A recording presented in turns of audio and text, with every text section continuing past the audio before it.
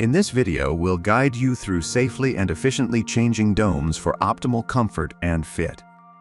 Before beginning, gather your Orca 2 hearing aids and the replacement domes. The medium-sized closed domes come pre-attached to your Orca 2 hearing aids. However, we suggest trying different types and sizes until you find the right one that fits. It is recommended to replace the dome every 2 to 3 months or replace it sooner if signs of wear or damage are observed, ensuring optimal performance and hygiene.